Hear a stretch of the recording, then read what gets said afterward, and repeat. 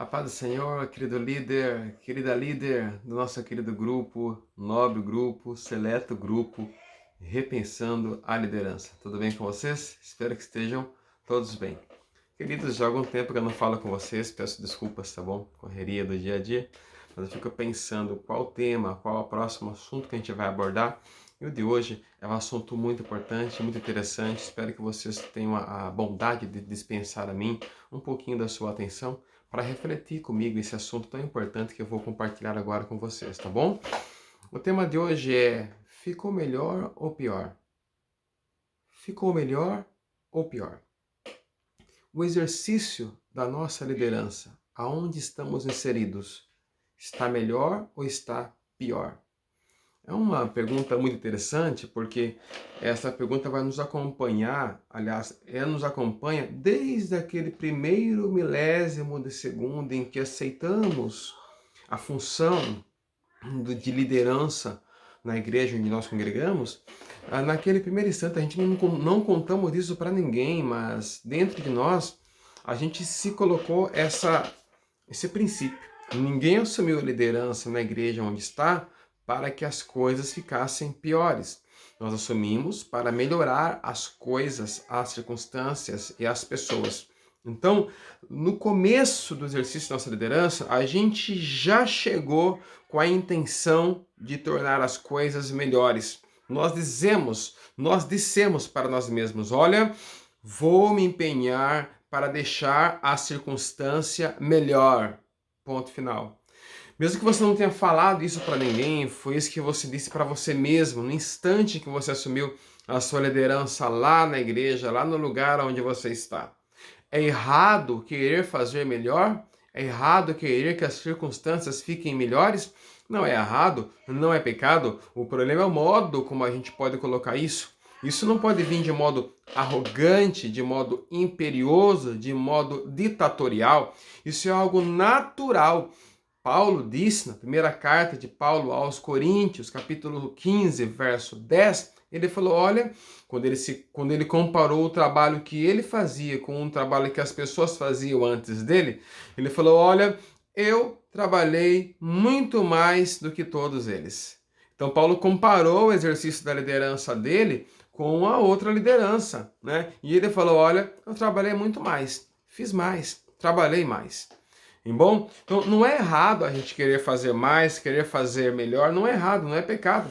Pelo contrário, isso é bom, isso é saudável, isso faz parte do exercício da nossa liderança e nós queremos fazer o melhor, fazer muito bem feito a tarefa que nos foi incumbida de fazer. Lembra de Eliseu? Quando Eliseu foi dado por Elias para que Eliseu fizesse um pedido para Elias, Eliseu não pensou duas vezes ao dizer para Elias, falou, Elias, querido professor, querido mestre, só tenho um pedido para fazer para o Senhor.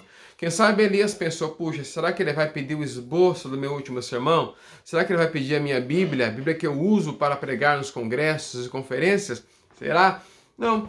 O Eliseu olhou para Elias e disse, Elias, querido professor, querido profeta, querido mestre, o meu pedido para o Senhor é que haja em mim a porção dobrada do Espírito que está sobre você. Então, ao pedir que houvesse nele a porção dobrada do Espírito que estava sobre Eliseu, sobre Elias, me perdoe, ao pedir para que houvesse sobre ele, Eliseu, a porção dobrada que estava sobre Elias, Eliseu não estava querendo ser melhor que ele, nem fazer mais que ele. Aquele pedido tinha tudo a ver com o costume, com o hábito judaico que existia, no sentido de o primogênito era aquele que recebia a porção dobrada da herança, do legado, né? Do patrimônio, de tudo que o pai possuía. Seu pai tinha 5 filhos, o primogênito ele recebeu o dobro do que os outros. Tinha um sentido de que era do primogênito a função de sustentar aquela família, de dar continuidade à sustentação daquela família. Então, o filho mais velho, o primogênito, ele recebia a porção dobrada. Ao dizer para Elias que ele queria a porção dobrada, o Eliseu estava querendo, olha, eu quero ser o teu sucessor. Eu quero ser aquele que vai dar continuidade à tua obra. Quero ser aquele que vai continuar o trabalho que o Senhor vem feito por aqui. Então eu quero a porção dobrada, eu quero ser o primogênito, eu quero ser aquele que vai fazer não mais. Eu não quero ser aquele que vai continuar. É que, consequentemente, o Eliseu acabou fazendo muito mais do que Elias, né? Como fez muito mais, contabiliza-se o dobro de milagres de Eliseu em relação a Elias. Então, no meio do exercício da sua liderança, você pode fazer essa pergunta. Se lá no começo você já fez a pergunta, né? Eu quero fazer com que as circunstâncias fiquem melhores. No meio das circunstâncias, no meio do exercício da sua liderança, você vai fazer a mesma pergunta. Pare e pergunte a você mesmo. Está melhor ou pior? Está melhor ou pior? Desde o dia que eu cheguei para exercer minha liderança, está melhor ou pior? A pergunta foi feita lá no começo e agora façamos ela no meio, na metade do nosso projeto, no nosso exercício de liderança. Está melhor ou pior? Seja sábio, seja prudente, seja cuidadoso, seja espiritual na resposta que vai vir dessa pergunta, né? Porque no final do exercício da sua liderança, essa pergunta vai voltar para você de novo. Ela voltará. Quando você tiver terminado a sua liderança, finalizado a etapa, finalizado o seu ciclo de liderança, a pergunta vai voltar. E agora não é só você questionando, agora são seus liderados questionando. Agora são o seu legado, né? Os seus continuadores, aqueles que continuarão o seu trabalho, eles vão fazer essa pergunta: foi melhor ou pior? Ele fez melhor, ficou melhor do que estava quando ele chegou, ou quando ele saiu, quando ele entregou a liderança? Quando ele entregou a liderança, as coisas estavam piores, ficou pior. Porque num bom sentido, nós líderes, trabalhamos, ninguém vai te falar isso, tá? Só eu que vou te dizer.